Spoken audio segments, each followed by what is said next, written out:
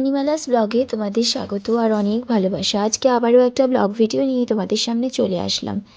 তোমাদের সবাইকে বলি পৌষ সংক্রান্তির অনেক অনেক শুভেচ্ছা। সবাই বাড়িতে ভোরে ভোরে খাও পিঠে, পুলি, পাটিসাপটা, বিভিন্ন রকমের পিঠের আইটেম। সবাই যখন করছে পিঠে, আজকে আমি বা কেন বাদ থাকি? সেই জন্য আজকে আমিও কিন্তু অল্প স্বল্প করে ফেললাম পায়েস, পিঠে, পাটিসাপটা। হ্যাঁ, পুলি করিনি, কারণ পুলিটা করতে একটু সময় লাগে আর একটুখানি নারকেলের দরকার হয়, যেটার ঝামেলার মধ্যে যাইনি। কারণ তোমরা সবাই জানো যে আমার অত্যন্ত ঠান্ডা লেগেছে। শাশুড়িমা প্রথমেই বলেছিলেন যে এগুলো করতে হবে না, কিন্তু বছরে এই একটি দিন কি কেউ আর মিস করে বলো?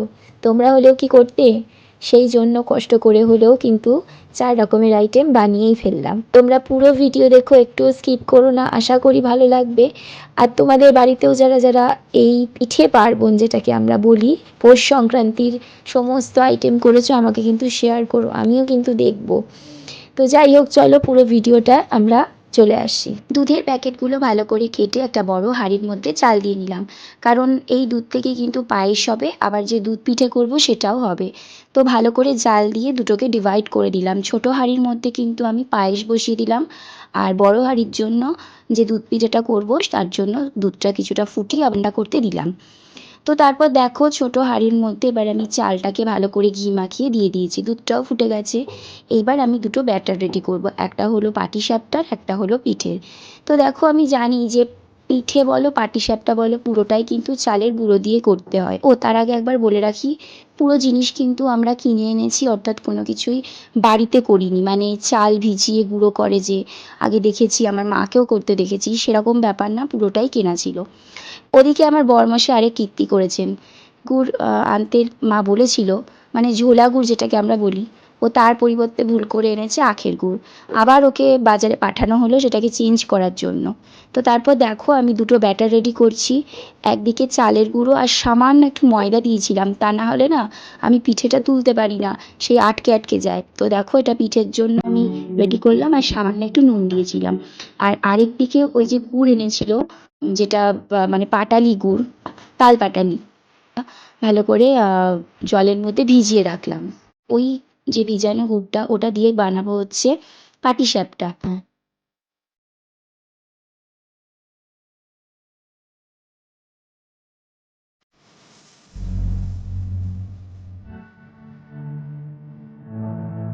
সব কিছু রেডি করে রাখলে কি বলতো, খুব তাড়াতাড়ি হয়ে যায়। আর এবার কিন্তু আমি সবার প্রথমে যেহেতু পায়েসটা বসিয়েছি, আমার আর বেশি মনে হলো না, দেরি হলো, তাড়াতাড়ি হয়ে গেল। কারণ পায়েস করতেই কিন্তু বেশি সময় লাগে, পায়েস আর সরা পিঠে। তো আমরা এবার আর সরা পিঠে কিনিনি, কারণ সরা পিঠে না যেই আগুনে দেবো হট করে ফেটে যায়। তো সেই কারণে মাকে বলেছি যে আর সরা পিঠে লাগবে না, আমি ননস্টিকেই করবো।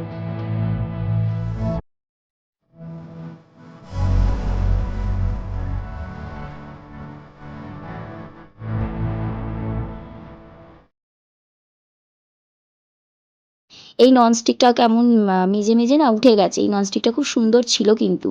এই ননস্টিকে করেই কিন্তু আমি আগের বছরও খুব সুন্দর পাটিসাপটা করেছি। তবে এবারের পাটিসাপটাটা জানি না কেমন হবে।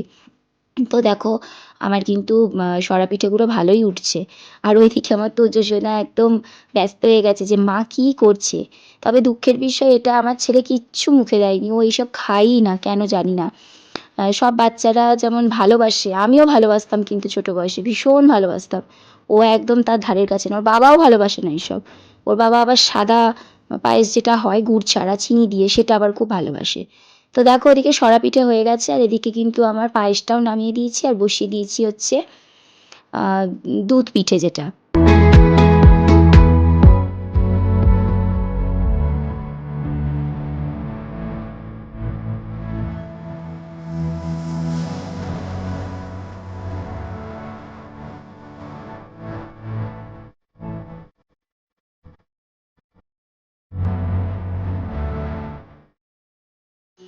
তো ওদিকে আমার যেহেতু সরা পিঠে হয়ে গেছে, গুড় আনতে ওর বাবা দেরি করছে বলে, তো আমি একটু ওই গুড়টাই জাল দিয়ে 4টে পিঠে দিয়ে দাদা শ্বশুরকে দিয়ে দিলাম যে খাক, বয়স্ক মানুষ, আর রাতটাও তো অনেকটা হচ্ছে।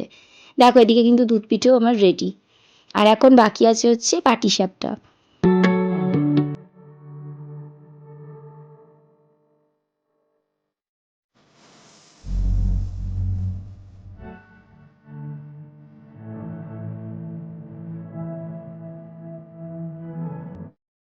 চলো পাটিসাপটাটাও দিয়ে দিয়েছি, জানি না কেমন হয়। দেখো পাটিসাপটার পুরটা তো নারকেলের যে চাই হয় সেটা করে, নারকেল দিয়ে করে। আমি কিন্তু নারকেল দিয়ে করিনি, নারকেল দিলে না বড্ড গলা বুক জ্বালা করে।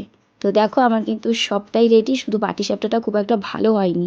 সব আইটেমই টেস্ট করার পর সবাই বলল ভালোই হয়েছে, শুধুমাত্র পাটিসাপটাটা দেখতে যেন কেমন হয়েছে, একটু ব্যাটারটা পাতলা হলে ভালো হতো। যাই হোক, আবার নেক্সট টাইম যখন করব আশা করি ভালো হবে।